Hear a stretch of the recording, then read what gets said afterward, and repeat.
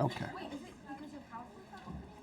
Okay, so we'll get started. So, like I said, this whole second half of the course is all symptom-based. So today we're going to go over diseases that deal with cognition. Next lecture, we're going to talk about disorders of consciousness. That has to do with seizures and how people lose consciousness and whatnot. But today we're going to talk about cognitive disorders. So we'll go through the different types. So the big thing when it comes to cognition, does this patient have delirium or are they demented? Do they have dementia? A couple of the key things between the two. Delirium is acute in onset. It happens suddenly. They'll respond at least to some stimuli appropriately. Can appear sleepy, disoriented, inattentive. The key thing with delirium is the level of consciousness is impaired. Okay, so we went through all those last unit, like lethargy, stupor, obtunded, comatose, and so forth. Those are levels of consciousness, and delirium will present as one of those levels. Dementia is chronic in onset, worsens over time. Think of dementia, at first they're okay, and then over time they get progressively worse and worse and worse. They will usually appear normal.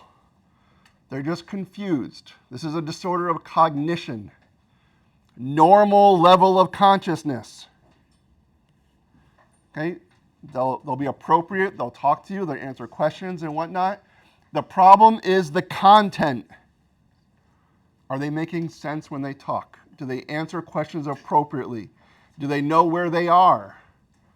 And so forth. So these are, again, your mini mental status exams are going to be very, very big when it comes to these demented patients, figuring out where their deficiencies lie. So key differences.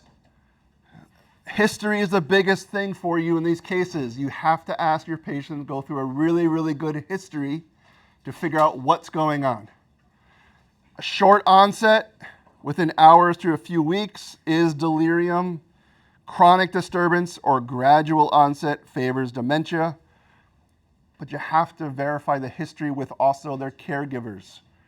Okay, who's taking care of this patient? Who's seen them? When was their last known normal? You can ask these questions too because you want to see, is this their baseline? Is this where they're at normally? Ask these questions to the patient. If you deem them unreliable, you guys all check that box at the first two lines of your notes. If they're not reliable, why ask them any more questions? You can't trust what they're going to say. You have to go to their family, caretakers. If they're from a nursing home, they're going to have a note with them of the last note that a provider has written on that patient. Read through it. See if this is what their normal baseline is. So amnesia, we'll go through a couple of things about amnesia. A generalized loss of memory may be psychogenic or organic in nature. The acutely confused patient may have impaired attention, inability to learn new material. So those short-term memory, cat, ball, tree, they're not going to be very good at that because short-term memory is impaired with these patients. The demented patient has normal attention span, and they're going to, again, problem with recent memory. Remote memory may be intact. So where did you grow up? They'll be able to know their address that they grew up with. But you ask them what happened 5 minutes ago, they're not going to remember. HPI, again, you might need to get it from a family member if you don't trust your patient. The time course, what's the progression of the disease? This is one of your things in your HPI. What's the progression? What happened first? What happened next? What was the next thing that happened? Follow the progression and make sure you document it very, very well. Is it a progressive decline, stepwise? Okay, what did we learn about with strokes? Which ones are stepwise impairments? Some lacunar infarcts due to high blood pressure. Okay, the lacunar infarct is a stepwise progression. Whenever you have another infarct, depending on where in the brain these infarcts are occurring, you're going to have deficits in those areas. And then you go to your baseline, then you're okay. Again, the acute onset, that tells you if this is delirium or dementia. Any changes in personality, mood, and memory, past medical history, any history of cardiovascular disease, diabetes, seizures, trauma to the head, alcoholism, psychiatric history is also important to know. when we get to dementia, because dementia by itself is a DSM-5 TR criteria to diagnosis, major depressive or major, depressive, I can't remember. I have it written down, but it's a real diagnosis. General appearance, how do they look? Vital signs, are they stable? Skin rash, look for that. It can be meningococcal rash or DIC. Okay, head and neck stiffness. We're going to learn about meningitis today. They'll present with some sort of delirium. Chest and abdomen, any signs of infection that can cause them to become with a disordered cognition. Your mental status exam, how's their behavior? How's their appearance? Are they grooming themselves? Are they taking care of their appearance? How's their stream of talk? Are they being very tangential and starting from one discussion to another, to another, to another? And all you ask them was, like, what's 5 plus 5? And they go through all these different tangents. What's their stream of talk like? How's their mood? The content of their thought, the sensorium, are they aware of things around them? You do your mini mental status exam, and there's your 24 again. Less than 24 in that mini mental status exam. They require some additional testing. They may not be a reliable source because they've missed a lot of them. That knocks them all the way down to like 24, 23, 22. And then you kind of go do some additional testing from there. Dysarthria is disorder of articulation. The language is intact. So when you say someone has dysarthria, they just have a problem with speaking. They don't have an issue with the content of what they're talking about. They just can't get the words out. And again, distorted speech, sounds that have various degree of intelligibility. Aphasia is a true language disturbance, either impaired production of the speech or the comprehension.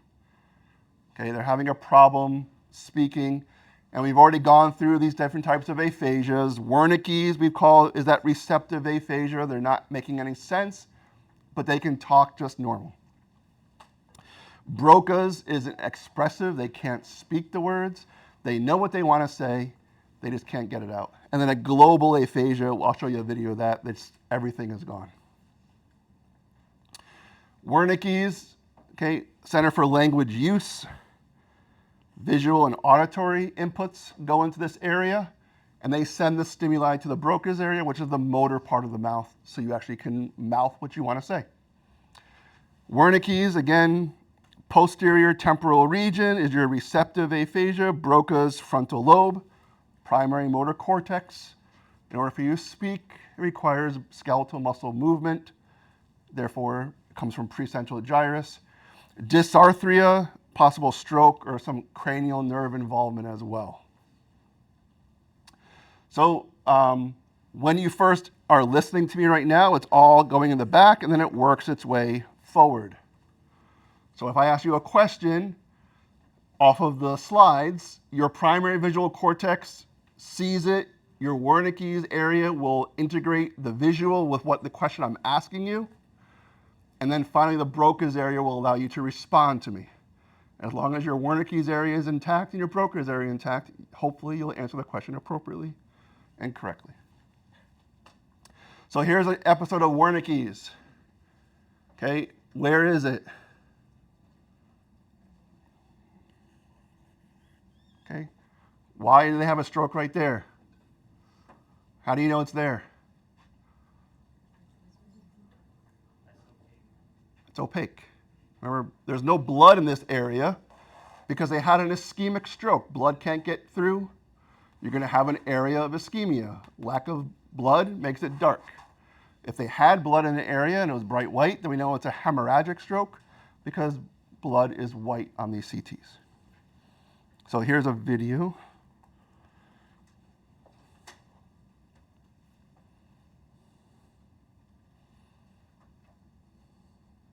That's not working on your end. Hang on.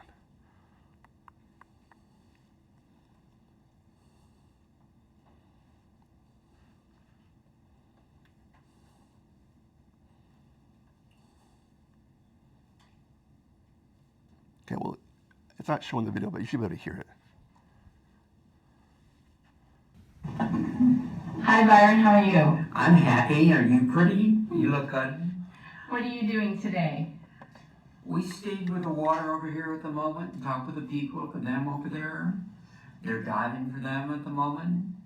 They'll stay in the moment. He'll have water very soon for him. With luck, for him. So we're on a cruise and we're about to We get to will Juneau. store it right here and they'll save their hands right there for them. And what were we just doing with the iPad? Right at the moment they don't show a darn thing. With the iPad that we were doing. Like here? I got my change for me and change hands for me. It would happen. I would talk. Okay, so that's Wernicke's. You see, he can talk just fine, but there was no content in his discussion. There was no appropriate responses. That is what. Hi, Byron. Oops, sorry. That's Wernicke's. Broca's aphasia. Here's that area right there. This patient probably had a hemorrhagic stroke because it's bright white on that CT, but it's more getting close to that frontal area, and that's where Broca's area is, and this is the video for a patient with Broca's. Okay, you'll be able to hear it though.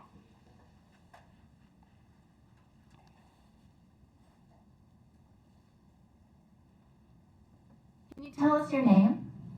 Mike Caputo. And Mike, when was your stroke? I was 7 years ago, Okay. and what did you used to do?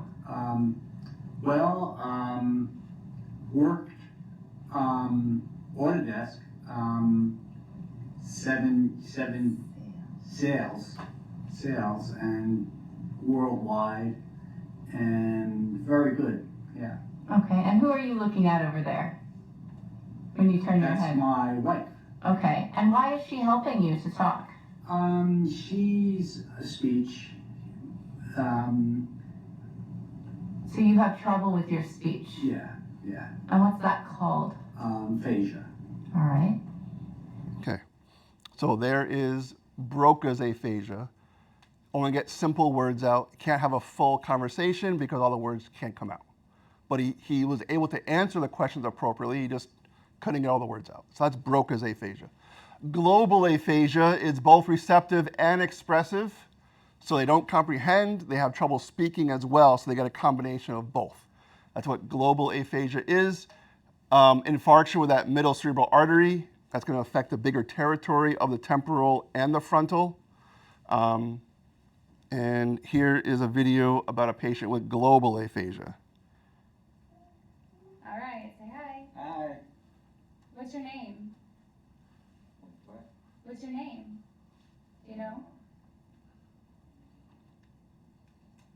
Jean? Jean? Jean. Yeah. Yeah. What's my name? What's whose name? My name. That's his daughter. Hard to get one. Yeah. Amanda. Yeah. Yeah. Did you say Amanda? Yeah. Say it. Under. Amanda. I can't say it. That's okay. Takes me a little longer to say. Yeah.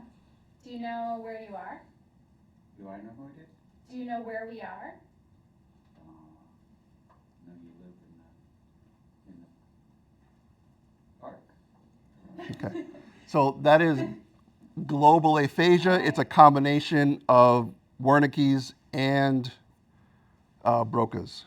So you get both of them in there. So you can see the differences in how they speak. So memory and recall. So memory is disturbed with amnesia. There's also a psychogenic amnesia. Anything emotionally charged events, people don't remember most of the things. They'll remember certain things.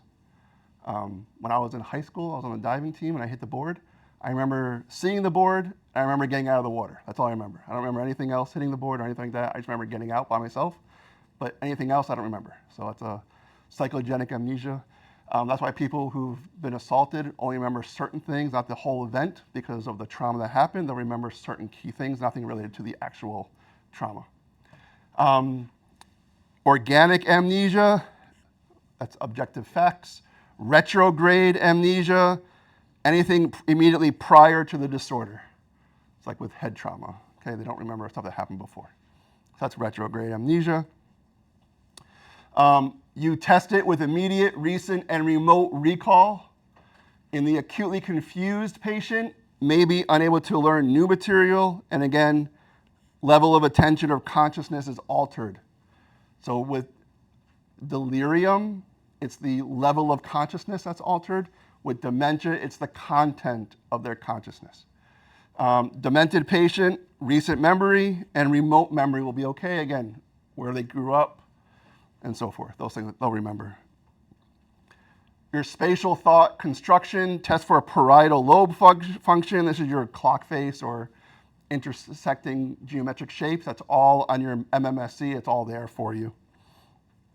Your neuro exam, check for papilledema.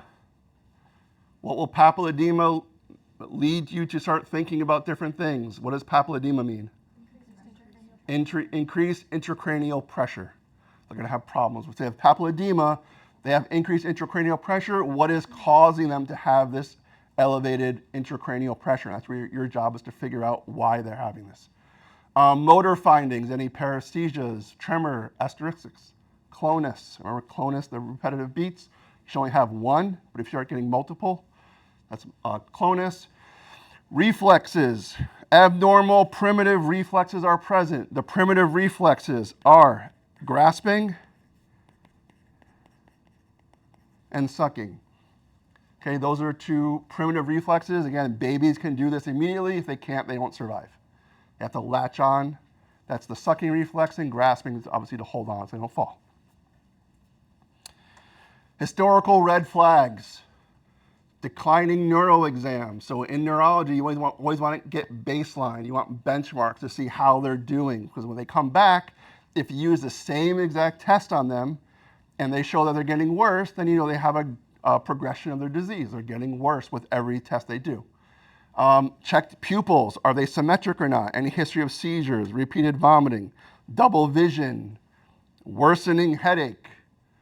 Okay, worst headache of their life is that subarachnoid hemorrhage. Again, you don't want to miss that. Can't recognize people or places. They're disoriented. Their behavior is unusual. This is not their normal behavior.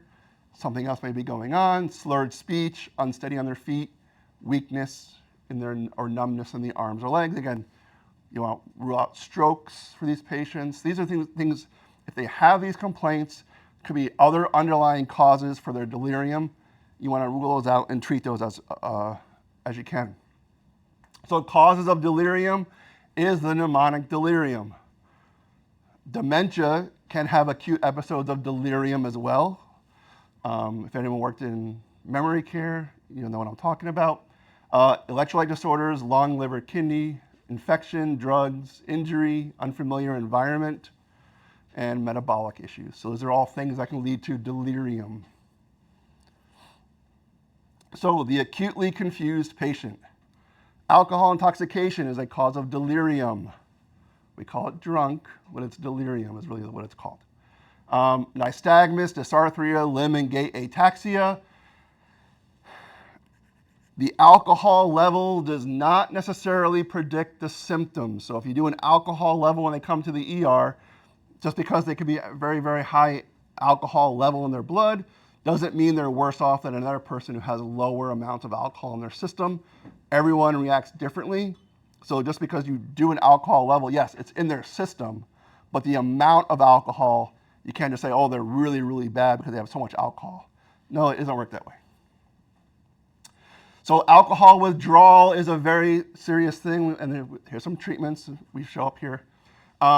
Insomnia, tremors, mild anxiety, GI upset, headache, diaphoresis, palpitations. These are all things that start when they go through alcohol withdrawal. They stop drinking and they start getting these symptoms afterwards. Treat with benzodiazepine, mainly diazepam, 5 to 20 milligrams.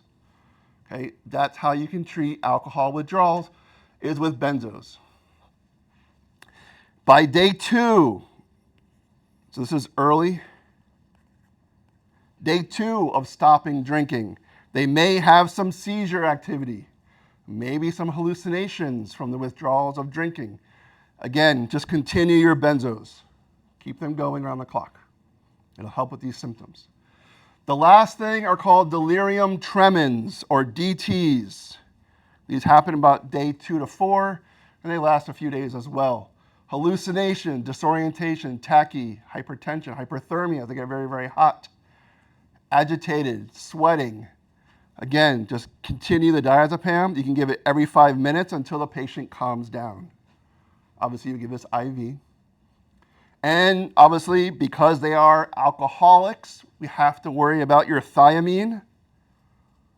Okay, because they're all going to be deficient in thiamine, so you give them that banana bag. Keep them hydrated. The banana bag will have thiamine in there, glucose, and so forth. So you're going to treat the symptoms of the alcohol withdrawal. Mainly it's going to be benzos is your big, diazepam is your big one to treat all these alcohol withdrawal symptoms. Other drugs that can also cause delirium. There's a whole list here, you'll see on your own. I'm not going to go through all of them, but again, these are other drugs that can also present with delirium. Endocrine emergencies, hypothyroidism, okay, replace with levothyroxine. If they have severe hypothyroidism, okay, just give them some thyroid and then they'll perk up. Hyperthyroidism, now they have too much, that thyroid storm. Okay, high T3, T4, give anti-thyroid drugs, or beta blockers can also help with reducing the amount of thyroid in the system. Hypoglycemia, tachycardia, sweating, but when they come in, again, with any neuro patient, get your blood sugar when they come in. If it's 20, just give them some IV dextrose, it'll perk them right back up. And if the symptoms go away, then you know your problem was just due to hypoglycemia. Hyperglycemia, here's your DKA and your non-ketotic. Remember, we talked about these two before. They're going to present with altered mental status, right? DKA may even present with a coma. Their level of consciousness is altered. That's why it's delirium with these patients, not dementia. Electrolyte abnormalities. First one, hyponatremia. Okay, if you guys start working those Disney races in the heat, you'll see hyponatremia a lot. Okay, athletes replace fluids with water only. What are they sweating? What's in the sweat? Electrolytes. Your sodium is in your sweat. That's why it's salty when you taste it. If all you're doing is drinking water, you're not replacing the sodium that you're sweating. So it causes a false hyponatremia, headache, nausea, or vomiting. Just give them, that's why I always say if you go there, they say give them some Powerade, a bag of chips. That will give them the sodium electrolytes that they're missing, and they'll perk up in like 30 minutes to an hour, and then you send them home. So that's why you want to do that. The big issue is you want to slowly raise sodium, and you want to avoid central pontine myelinolysis. It happens with cerebral edema from giving too much sodium too fast, or raising that sodium too fast can cause swelling in the brain. Hypocalcemia is another one. They're also going to have paresthesias with this. When we get to some of the endo stuff, we'll get more into it later, but they'll have a positive Trousseau and a Chopstick sign. You just tap the facial nerve and you start seeing twitching. That's from hypocalcemia. And treatment for that, you replace the calcium gluconate IV, and that will help with replacing the calcium. Environmental, we have heat exhaustion and heat stroke. Heat stroke is the bad one because they stop sweating. These are the ones who have to get dunked in that ice bath at the Disney runs because they're not sweating anymore. Now they're at risk of a heat stroke, high fever, lack of sweating, confusion, nausea, vomiting, headaches. Again, you have all these signs due to heat stroke. Heat exhaustion is the one that comes before. They still sweat with heat exhaustion. Headache, weakness, nausea, dark urine. Why are they going to have dark urine? Where's all the water going to go? Back into the bloodstream, right? Because you're you're dehydrated, you're sweating like crazy. Our body's going to want to retain as much water as possible. Again, we don't care about the concentration of urine, so the solutes are going to start to go up in the urine, making it dark. You don't want very, very dark, then it can be blood. So there's a fine line there, so be careful. Nutritional problems. Here's your Wernicke's again. So thiamine deficiency in that chronic alcoholic.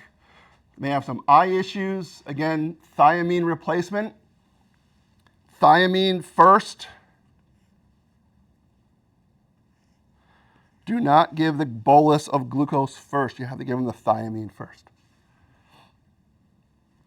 So again, it's in those banana bags. All patients, undiagnosed altered mental status, any problems with their eyes, nystagmus, pupillary problems, ataxia, just give them parenteral thiamine. It's just a vitamin. It's not going to cause any problems by giving it to them anyway. But if they're deficient, it'll help them perk up. Ataxias may not be fully reversible. Deficits in learning may follow, again, with this Wernicke's encephalopathy. Vitamin B12 deficiency. Due to poor intake, they're going to have pernicious anemia as well. There's your B12.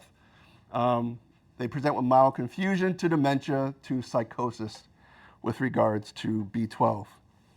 Organ system failure, again, other causes for delirium. Hepatic encephalopathy, all due to ammonia.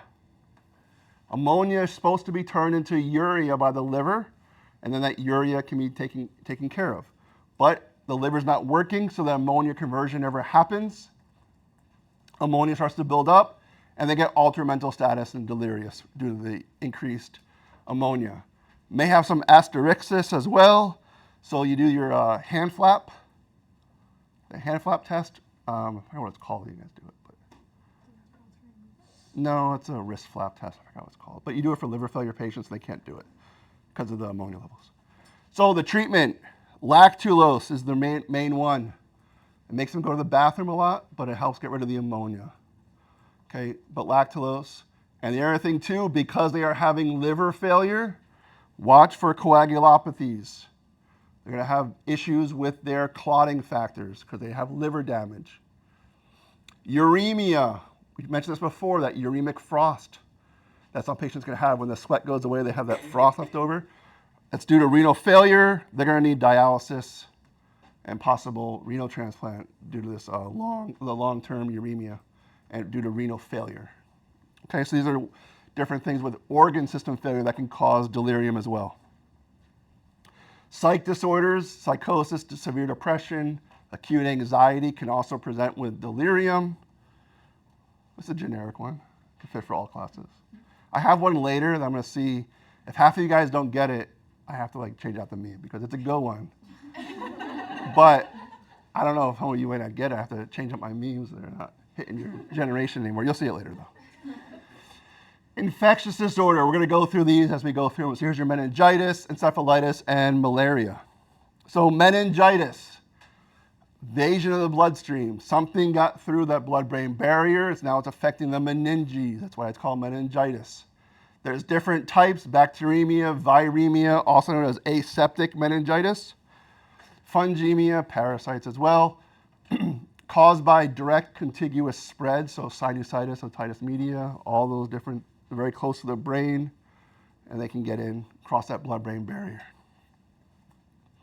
So focus history, how fast do the symptoms progress? Okay. Have you been exposed to others who are ill or also have meningitis? Have you ever had meningitis before? Okay, sometimes people get recurrent meningitis. Does it hurt to bend your neck? Okay, you have swelling of the meninges. So it's going to hurt to bend that spinal cord, especially in the neck has the most flexion or extension compared to your body. So the neck may have some swelling and do the meningeal irritation, and then it hurts to move. Any new rashes, and obviously immune deficiency, always ask those questions because if their immune system can't handle things, they're obviously going to get sick easier. Signs and symptoms, fever, headache, neck stiffness, photophobia. The big ones are fever, nuchal rigidity, and mental status changes. That's the triad of meningitis. Fever, nuchal rigidity, so neck stiffness, and mental status change. Again, delirium. The level of consciousness is altered in these patients. Fever, papilledema, meningitis, rashes, and then any other infections that can spread to the brain, get through that blood-brain barrier. So ask about, were they sick recently, any sinuses, middle ear infections, and so forth. Physical exam tests. First one, Koenig's. The patient does not allow knee extension when the hip is flexed. So there's Koenig's.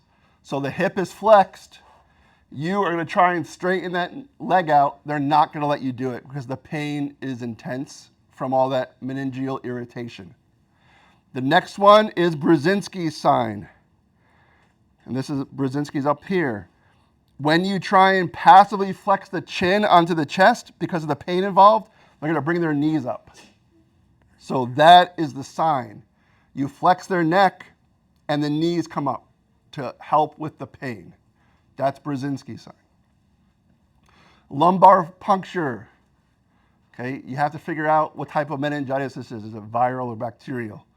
So lumbar puncture, cloudy CSF, high protein, high lactate, low glucose, and many white blood cells. Cloudy CSF, there's other blood cells in there now, white blood cells, makes it cloudy. High protein, could have viral load in there, so all the viruses make the protein go up. High lactate means you're fighting off an infection, so lactate goes up. Low glucose, bacterial, need something to eat, so that drops. Many white blood cells because obviously you have an infection and you're trying to clear it away, so you need a lot of white blood cells in that area. MRI may show some edema or some inflammation, but most of your stuff is going to come from that lumbar puncture and the history of the patient. How do they present? What were they doing before they got sick? In the 70s and 80s, H. flu was the big cause for meningitis, but now recently it is strep pneumoniae.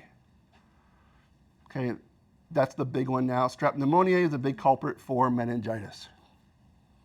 So your CSF analysis, what I want you to know for your exam, bacterial, viral, and the normal one.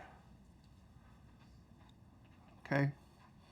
White blood cell count is obviously going to be very high for the bacterial one because it's bacteria, but look at viral meningitis, very low amounts and very low amounts for your normal values. Glucose, obviously going to be very low for bacterial. Viral could be normal or maybe reduced with some patients, but they're potentially going to be normal. Protein, going to be high with bacterial, slightly elevated to normal with viral. Your micro testing, obviously your gram stains, we're going to do all that, and then you need your PCRs for the viral. So what tube of the lumbar punctures do we use for all the gram stain PCR analysis? 2, very good. Viral meningitis, most common cause of meningitis. It is the better one to get of the 2. Slower onset, less severe symptoms. The enterovirus is the most common pathogen for viral meningitis. Here's your herpes, varicella, mumps, HIV is also there as well. And again, your CSF, what is it going to show? Any signs of infection? Not really. White blood cell count may be a little bit high, but normal glucose, maybe a little bit elevated protein. Treatment, regardless of what it is, you don't know yet when they come in to see you if it's viral or bacterial. You just know that they have these signs, they have a very high fever, they're delirious. Regardless of whether it's viral or bacterial, you give them antibiotics already. You just give them.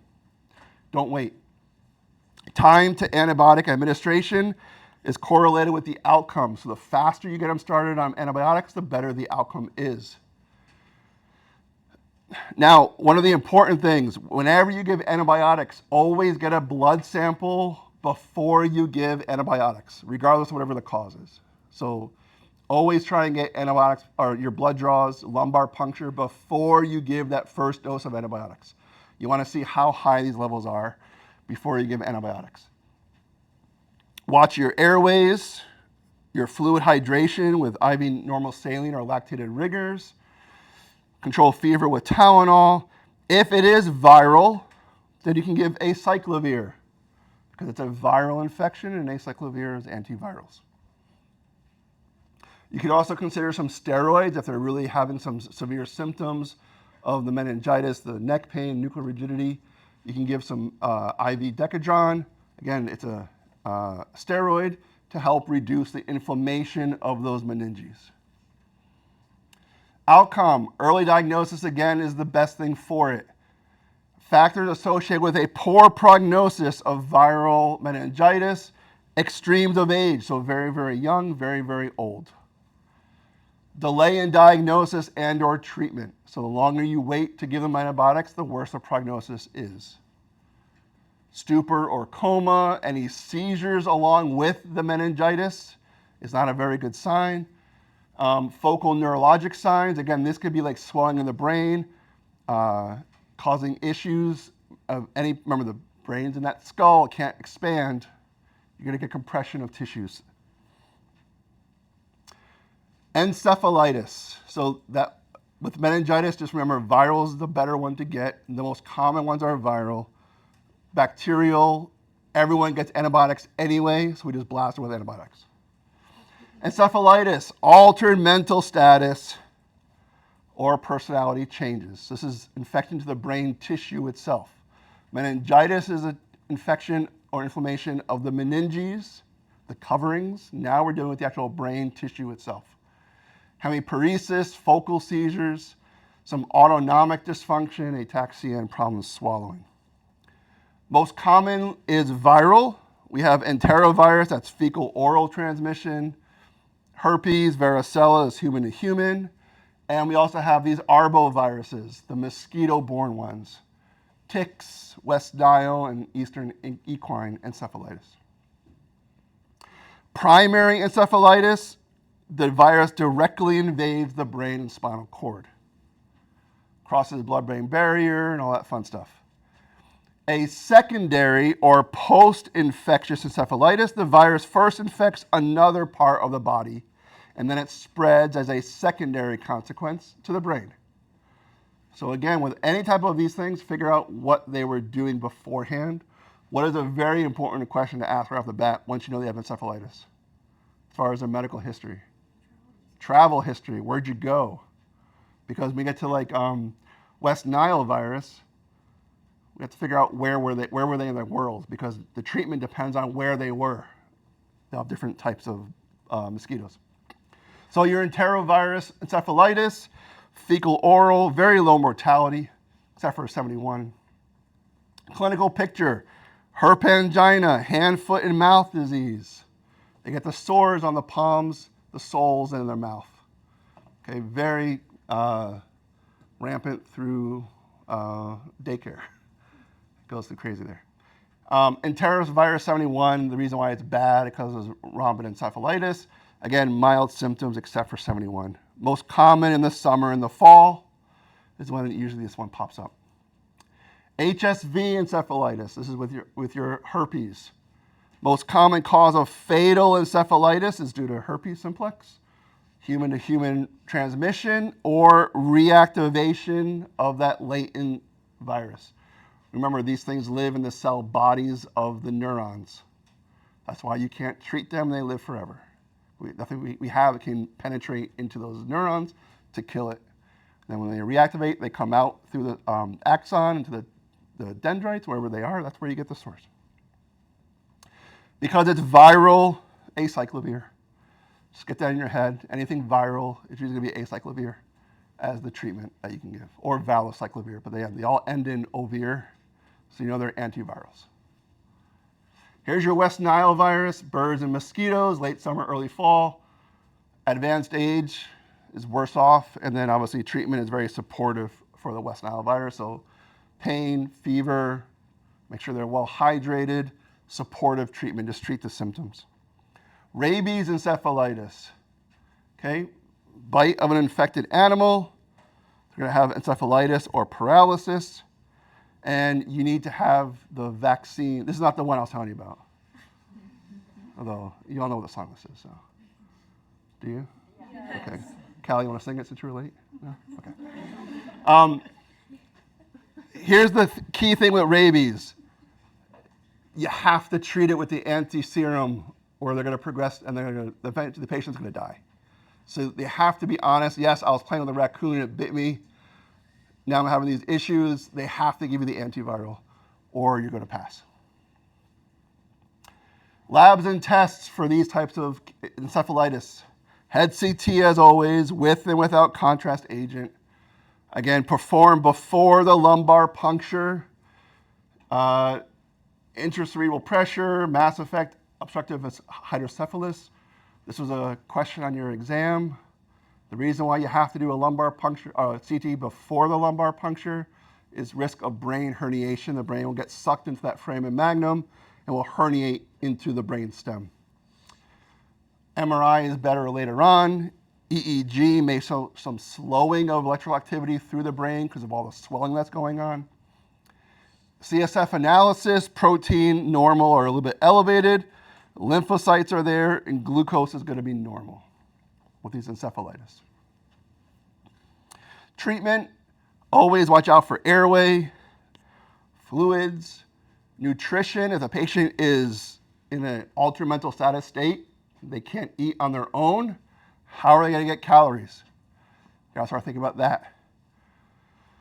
Avoid and treat secondary infections. So watch out for other things that may pop up while they're in the ICU. Hyperpyrexia is just the fever. And these are things you can do for this elevated intracranial pressure. Elevate the head so gravity pulls the fluid away from the brain. Diuresis, get fluid off the body. That'll help reduce the swelling of the brain. Mannitol and steroids. Mannitol is good for a medically induced coma where you knock them out and let the body just heal on its own, and watch out for seizures.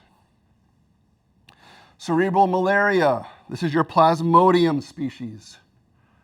Okay, may also have some seizures and focal neural signs. Your CSF, increased pressure, a little bit of protein and some monocytes, but the increased pressure, this is the first time we're really seeing an increased pressure come out of the lumbar puncture.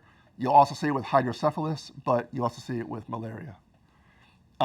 Watch for organisms on your thick and thin blood smear. The treatment is based on the geography. Where were you traveling? And that will determine what medicine you get to treat that malaria, depending on where you were in the world. Mortality rate goes up to 80% if they have seizures or also have a coma with regards to malaria. Hypertensive encephalopathy. Okay, sudden increase in blood pressure. Patients without a history of hypertension will have symptoms at a lower blood pressure than people who already have hypertension. They're used to being always 140 to 160, let's say. So for them, it's got to go to like 180, 190 before they start feeling anything. But if your blood pressure is always 110 over 70, 100 over 60, you get to 120, 130, you're going to start feeling some effects from that. That's what that means by a lower blood pressure, just because you're already lower to begin with. BP readings don't correlate with symptoms. Treatment, lower the blood pressure. Nitroprusside is good, labetalol. We also talk about blood pressure management when it comes to strokes. Why do you want to avoid nitroprusside in stroke patients? Vasodilator. Remember, if it's a hemorrhagic stroke, you're going to make the bleeding a lot worse. But in this case, we know they're not having a hemorrhagic stroke. They've already had a CT done. We know everything is clean. So you can give nitroprusside to lower the blood pressure in these patients. You'll see this with like people who take cocaine, blood pressure skyrockets. Pheochromocytomas have those spikes in blood pressure against to 300 systolic. They may have a problem with this as well. Concussions, trauma-induced alterations in mental status, okay, may or may not have loss of consciousness. Confusion may last minutes to hours. The severity of the trauma is associated with severity of the symptoms of the concussion. Early signs and symptoms of a concussion: headache, dizziness, lack of awareness of surroundings, they don't know where they are, and some nausea and vomiting. Over the next hours or days, mood and cognition disturbances, photophobia, phonophobias start happening. and sleep disturbances. So here is a chart that you can do to figure out what happened after the concussion. Obviously, we won't be doing this, but if you work in those areas, you'll have to do all these things to see how their immediate memory is, how their concentration is. Do they know the months of the year in reverse order? So a lot of these questions. Word recall, and then obviously your summary of the total scores. And you kind of do all your screening and so forth. Here are some more questions to ask. What kind of symptoms are they having? Headache, nausea, vomiting. All these types of symptoms that you can ask to these patients after they've had a concussion. So they've had a concussion. What happens afterwards? Natural history is recovery within weeks to months. It does take some time. Small percentage will have persistent symptoms from that concussion. Headache, dizziness, more somatic type stuff. Visual problems.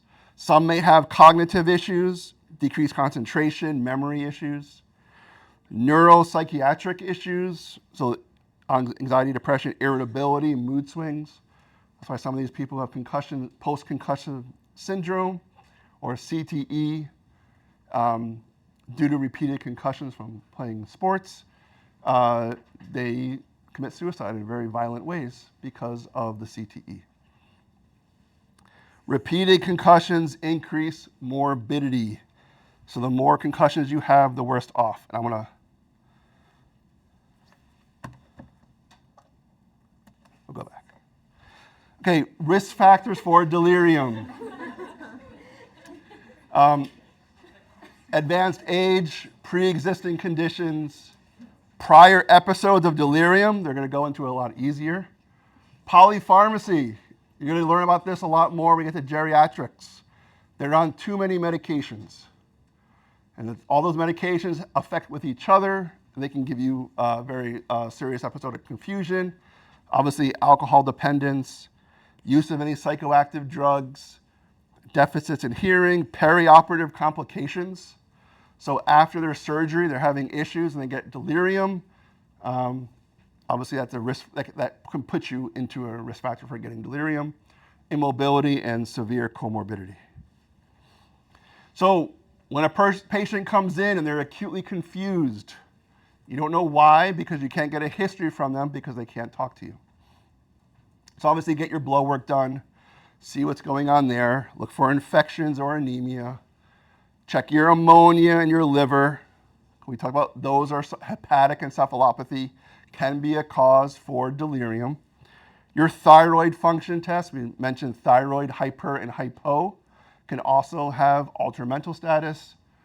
Check your urine screens, blood and urine for ethanol level, CSF if it's required, head CT on anyone that comes in with altered mental status. Just everyone gets one. Pursue the cause. Always try and figure out, why is this patient here? If you figure out why they're here, what are the underlying causes, you can treat the underlying causes, the patient's going to get better. If you're just slapping on Band-Aids on things, they're not going to get better. Know why they're here. Avoid restraints. Okay, they don't like to be restraining patients anymore in the hospital, but you have to be very careful with those. Patients can hurt themselves trying to get out of bed. Even though you're restraining them, they don't know, they don't understand that because they're delirious, and they may hurt themselves. Haloperidol for hyperactivity, that's your Haldol. And lorazepam as needed as well. There's this show on Netflix called Wild Wild West, I think it's called. It's about this cult, yoga cult that came over from India to America. And they started recruiting all these homeless people throughout the country to come to their area so they can have more people so they can vote to incorporate as a city. Well, they brought these homeless people in and they all have these mental problems. So at night, they all offered everyone a cup of beer. But what they did was they spiked all the beer with Haldol before they gave it to them. So they would drink it, they have Haldol, and they'd all pass out and have a nice quiet night. So that's what Haldol is for, hyperactivity. Okay, here's the one.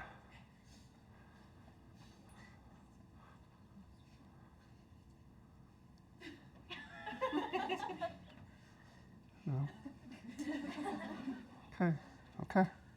I'll take a break. Come back at 1:30. I'll go cry now. I'm just kidding. Take a break. Come back at 1:30. We'll finish up.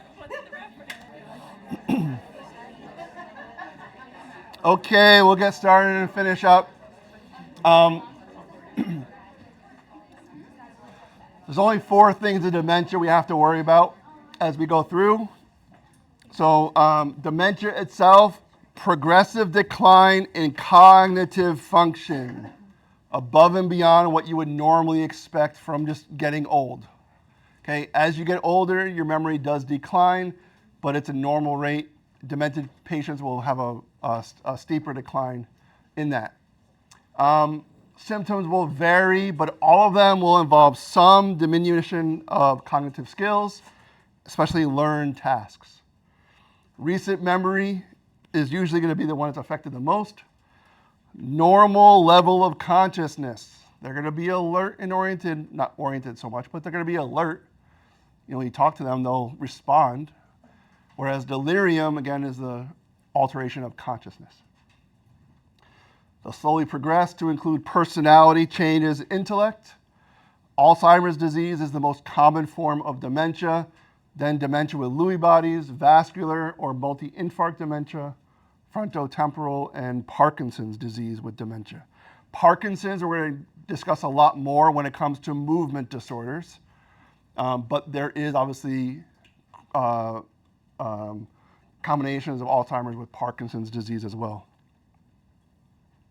So here's dementia, DSM-5 criteria, major neurocognitive disorder. That's what it is. Okay, this is the actual clinical term for as far as dementia with DSM. Cognitive impairment in at least one of the following: learning and memory, language, executive function, complex attention, motor function, social cognition. All of these things you will be testing on your mini mental status exams, on those mental status exams. You're going to check all of these things. That's why it's good to get one done at baseline. Where are they at now? Recheck it again in 6 months. See what their number is. Where are they having deficits? You'll see all those spots in the chart. Where does it drop off? The impairment must be acquired and represent a significant decline from the previous one. You're only going to know that by doing benchmark testing. Where are they at now? And then see in 6 months, where are they at then? The other important thing, the cognitive deficits must interfere with their independence, their quality of life, the activities of daily living. Can they still do these ADLs? You have to ask the patient. If they can't answer, talk to the family. Who is taking care of them? Do they need more round-the-clock care? Maybe it's time to start thinking about assisted living facilities. They have those memory cares there.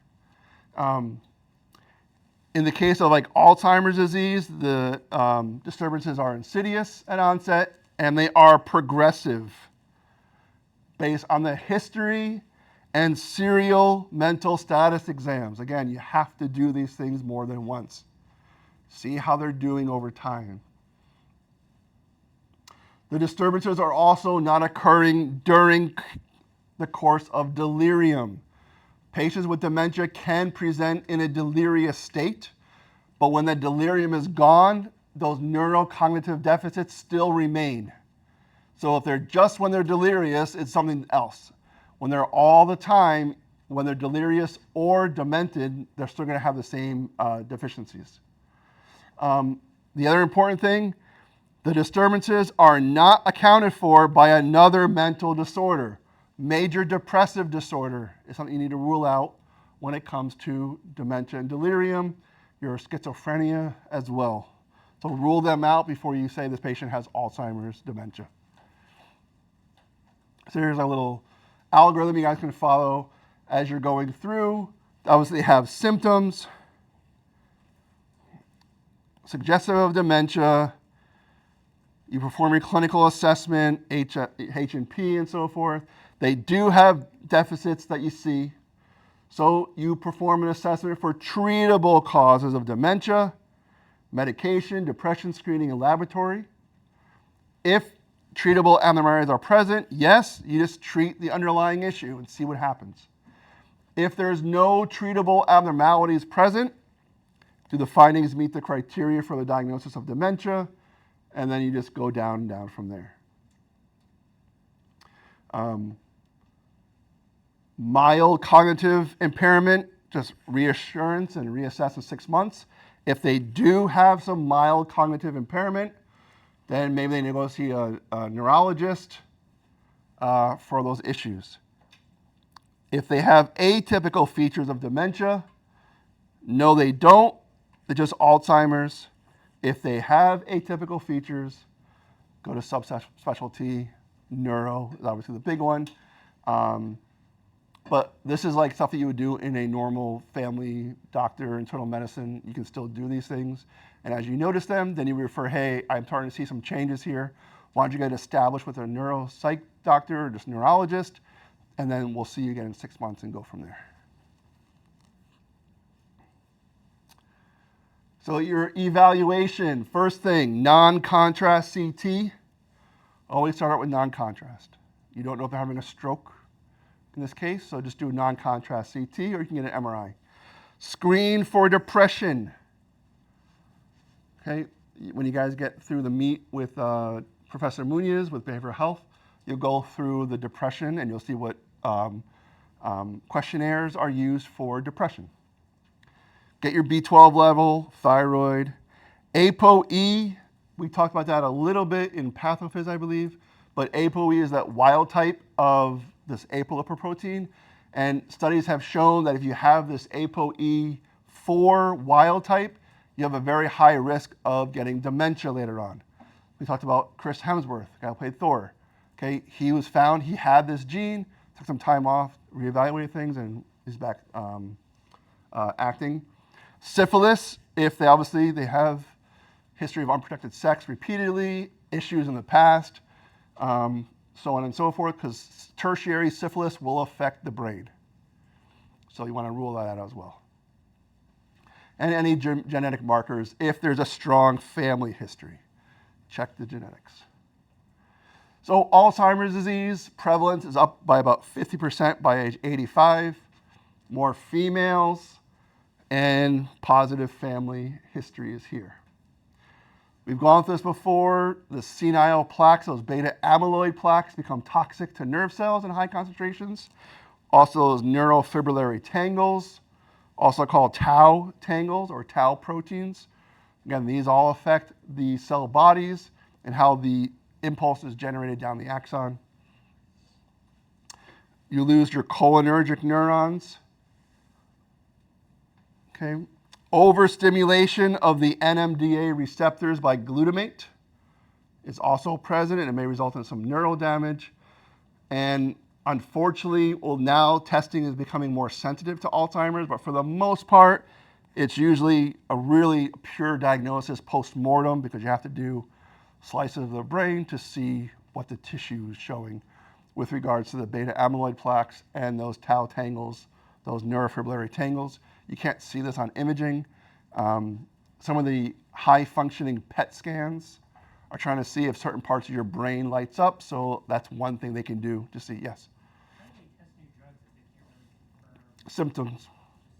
Are you getting better? Is your how all you're doing with drugs, instead of them going like this, you want to go like that. It's going to keep going. You want to delay the progression.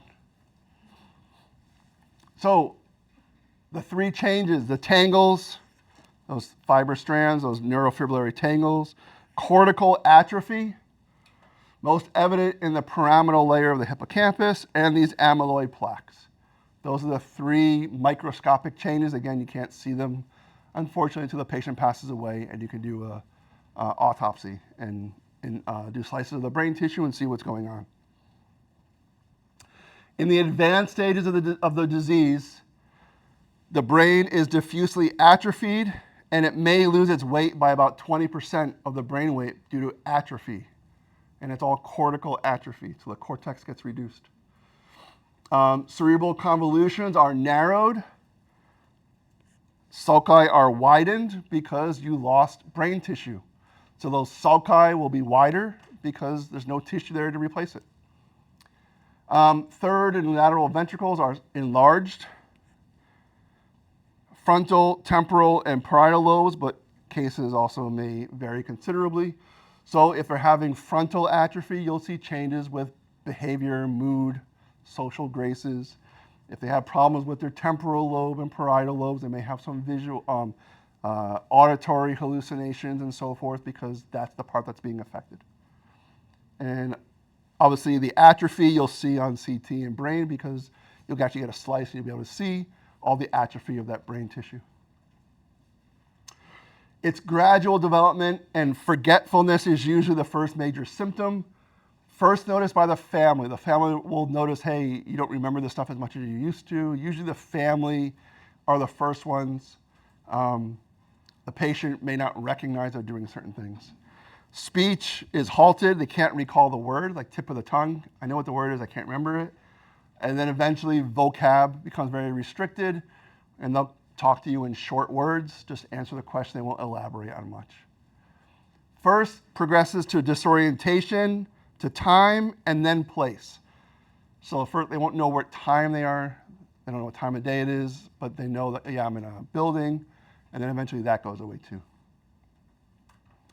Mobility, behavior, temperament, conduct decline, restless, agitated at first, depressed.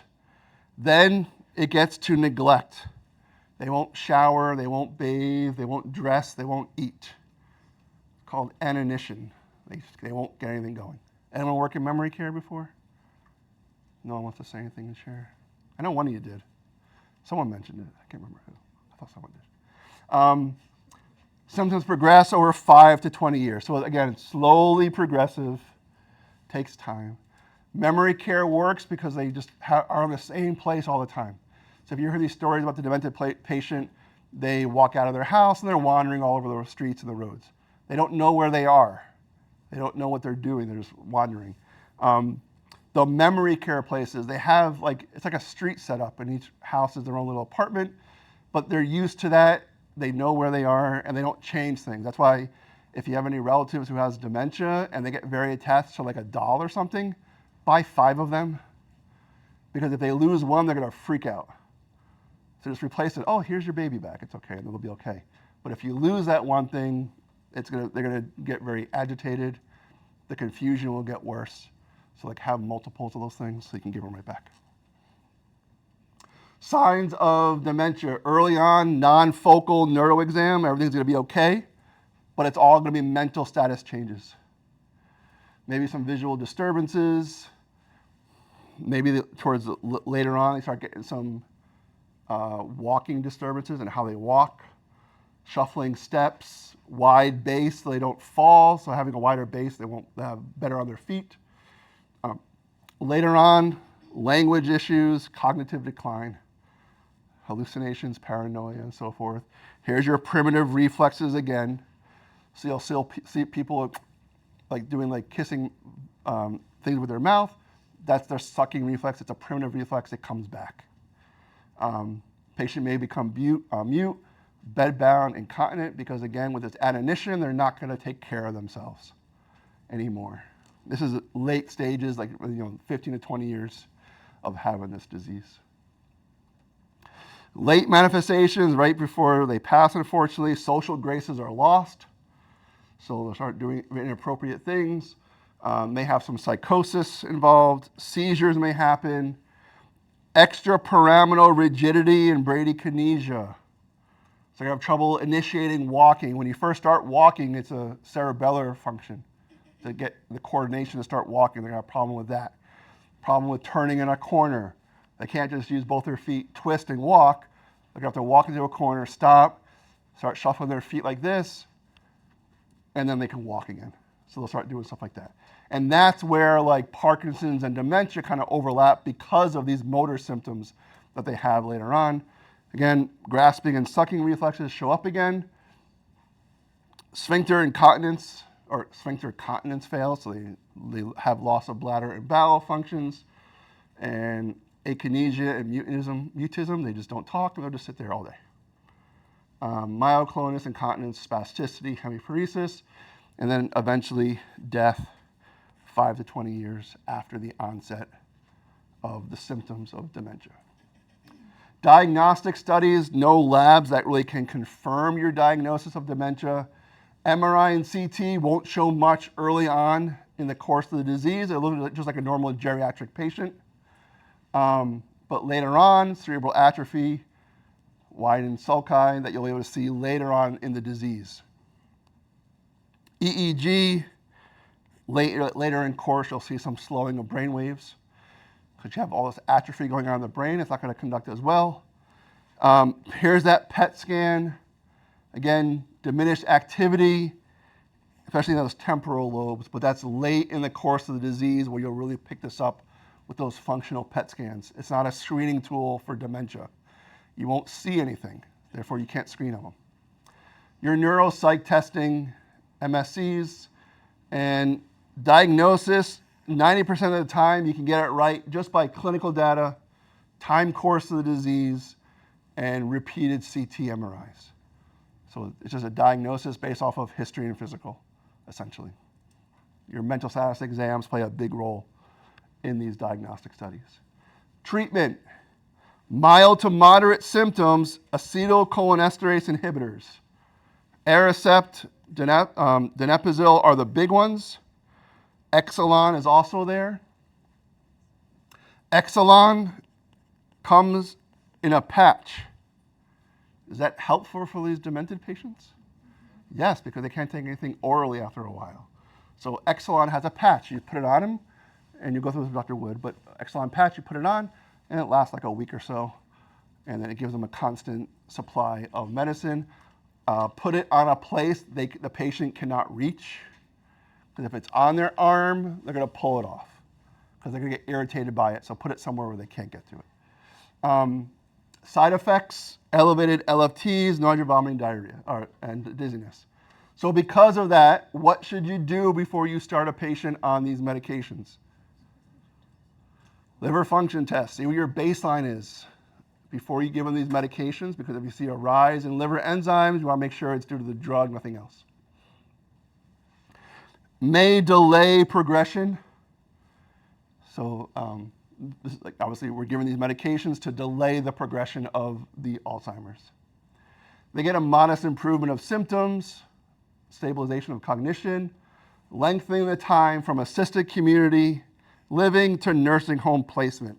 So those assisted living facilities, they're still independent, but in a skilled nursing facility, nursing home, they're very dependent now on other people for help. You also give some antipsychotics. Antidepressants are very good. Start them early.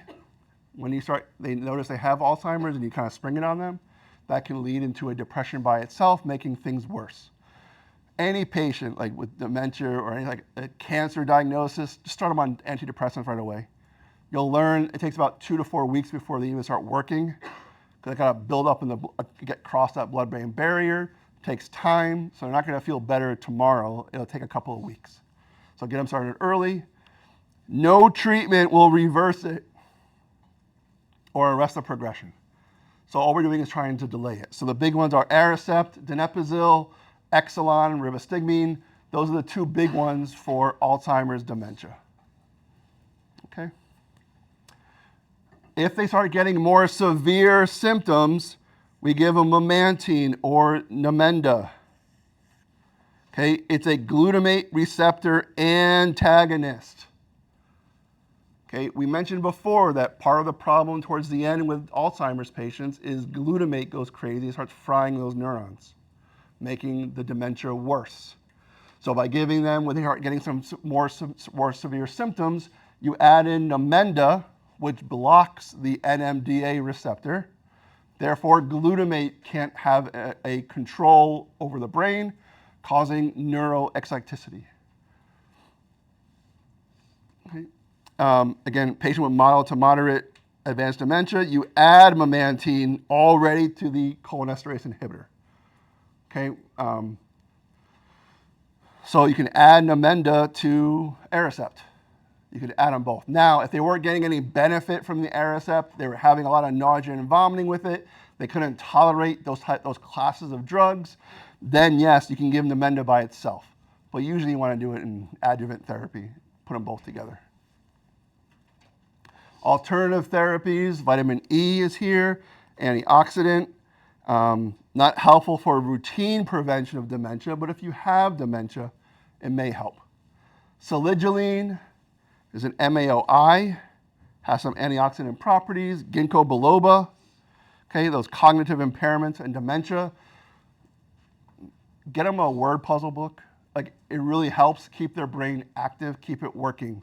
Word finds, crosswords, Sudoku, whatever they like to do, keep that brain working. It will help. Not advocated at present, so you don't start them on ginkgo biloba, but you can add it. It helps with memory. That's what it's going to do. Prognosis, again, 5 to 20 years after onset of symptoms, usually due to infection. Here's your inanition. You just don't do anything anymore. Like, it's essentially giving up on life, and you don't want to eat, you don't want to drink, you don't want to move. You just sit there, and it's a very unfortunate way to go, and very sad. That's Alzheimer's dementia. Now we're going to talk about dementia with Lewy bodies. Okay, no tangles, no plaques, but they have inclusions, and those are the little Lewy bodies inside right there. Okay, so Lewy body means they have these inclusions. Signs and symptoms are similar to Parkinson's. The key is hallucinations and delusions. Okay, so if they have dementia and they start hallucinating, seeing things that aren't there, they may have dementia with Lewy body. They may respond to some drugs for Alzheimer's. Don't give them any antipsychotics. They're very sensitive to these, the hallucinations. Sometimes you can make it worse. You guys know about schizophrenia, that people who are blind, they were born blind, never get schizophrenia for some reason? I don't know why, but it's something with visual processing, but if they were born blind, they don't get schizophrenia. Only people who have vision will get it. Robin Williams had it, second most common cause of dementia. And it has also Parkinsonian features. They're going to have some gait issues, those trap symptoms.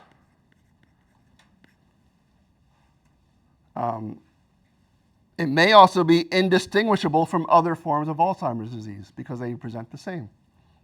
But again, the big thing is they are going to have these hallucinations more frequently than regular Alzheimer's patients do. Alzheimer's don't get it until much later in the course of the disease. Dementia with Lewy body will get it earlier. So the big things are the inclusions, but no tangles or senile plaques. Progressive dementia, late onset Parkinsonian signs. So those are your trap symptoms. Difficulty in diagnosis because the movement disorder may be mild or prominent. May occur as an early or late manifestation. 90% will have the Parkinsonism. So it's not really Parkinson's disease, but it's Parkinsonism, so it's like Parkinson's. 50% will have a tremor of a Parkinson's type. Again, episodic or fluctuations in hallucinations, so they'll be fine for a while. Then maybe have an episode, they start having delusions, hallucinations, then that episode goes away and they're back to where they were before. And these characteristics of the psych issues are not usually seen with Alzheimer's. They won't have these little episodes of hallucinations and so forth. As the illness advances, the amnesia, visual spatial disorientation, aphasia, and praxia get worse and does not differ from Alzheimer's in that case. Treatment. Parkinson's features may respond favorably to L-DOPA. So L-DOPA is mainly used for Parkinson's. It's dopamine, and we're trying to replace the dopamine. So it's good for those Parkinson's type features. It may cause some delirium and hallucinations, and in others, that response to the L-DOPA may not be as consistent. But otherwise, it's the same thing, the Aricept, donepezil, Exelon. Those are the treatments for delaying the progression of the disease, but you're not going to cure these things. Vascular or multi-infarct dementia is 15% of all dementias. It's the third most common one. Has to do with your subcortical white matter. basal ganglia, or the thalamus. Again, this is your stepwise progression. Every time you have a new infarct, you get a new deficit, depending on where in the brain that occurred. So it's stepwise until the patient tips over the edge, and then they can't take care of themselves anymore. They're going to need to have a history of hypertension and other risk factors. Like we said before, this is also your lacunar infarcts. It's the same thing.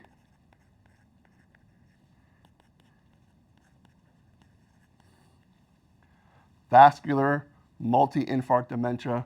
Whenever you have a new vessel that ruptured, burst, clotted, whatever, due to high blood pressure, you get a new deficit, and it's that stepwise progression until you meet your threshold, and now you're obviously over the edge where you can't go anymore. Stepwise progression of deficits, walking, memory, dysarthria, dysphagia. Again, depending on where in the brain these are occurring, that's where you're going to have the problems. Other symptoms frequently include difficulty with organization, problem solving, slow thinking, distraction or absent-mindedness, difficulty retrieving words from memory. So remember, these patients, they're alert, their level of consciousness is normal, but the content of what they're discussing or talking about is gone. It's a content problem, not a level of consciousness. So they're going to have these small subcortical lucencies called lacunar infarcts. Okay, but you got to figure out is this pure dementia or not. Treatment, nothing can repair the lacunar infarcts. Manage your blood pressure and other risk factors. You want to prevent the future little infarcts from occurring. So by lowering their blood pressure is a big thing to do. Calcium channel blockers are very good. Consider some antiplatelet drugs, regular exercise, and a healthy diet. Again, donepezil is here. Just remember that one. Your memantine, your Namenda will also show some benefit, just like with normal Alzheimer's patients. Namenda is added a little bit later after they've kind of run the course with their donepezil, Aricept, or Exelon. Pseudodementia is just depression. Depression is most commonly mistaken for dementia. Both will show mental slowness, apathy, self-neglect, irritability, difficulty with memory, just by being depressed. All patients with suspected dementia must be screened for depression. Okay, make sure they don't have pseudodementia, which is just severe depression. They're not Alzheimer's, or you don't need to put them on donepezil, you need different drugs for that. I think I heard ketamine, intranasal ketamine just got approved for depression.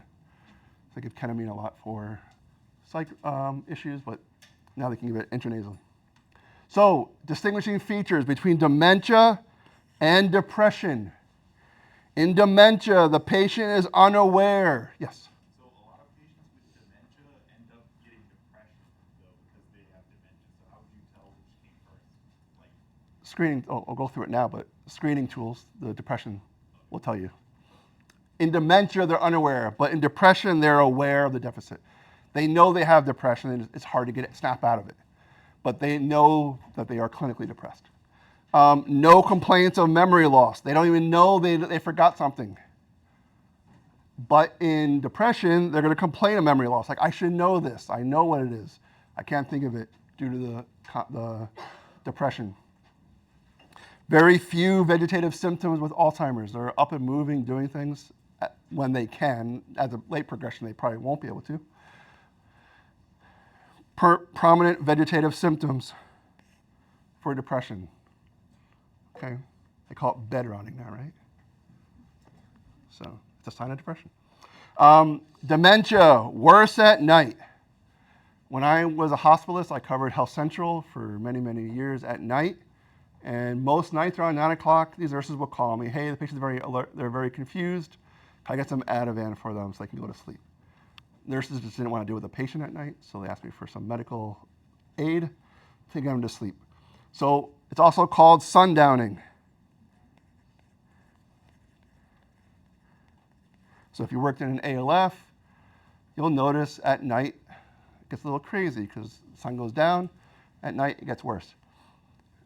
Depression is not worse at night. It's all day. Dementia is going to have an abnormal neuro exam. They're going to have deficits. Whether it's that mini mental status exam, questionnaires that you give, they're going to show some sort of problems. Depression has a normal neuro exam. There's nothing, there's no focal neurological deficits that's causing you to have, depression won't cause you to have numbness in your right hand. And they may or may not have abnormal labs, but depression will have normal labs. Okay, so those are key things between dementia and depression. So here's that use it or lose it I mentioned, do Sudoku, puzzles, something, keep that brain working in these Alzheimer's patients. Elderly patients who receive reasoning training reported less difficulties with their ADLs compared to control patients. Keep that brain working. Okay, and then just a review, delirium versus dementia. Again, alterations in consciousness, sleepy, inattentive, and so forth. Dementia, they usually will appear normal, but they're just confused, but they're normal, everything's okay. Level of consciousness is impaired, normal level of consciousness for dementia. They'll respond to at least some stimuli appropriately. Impairment in the content of their consciousness. What are they saying? Are they making sense when they respond to you? Do they remember things that happened 5 minutes ago? Do they remember what happened 20 years ago? Those type of questions. And delirium is typically acute, whereas dementia is chronic. It takes a long time to develop. And we are done with disorders of cognition. I'm going to get Dr. Wood. He'll start at 2:15. Yeah, it's 15 minutes, okay? See you guys tomorrow.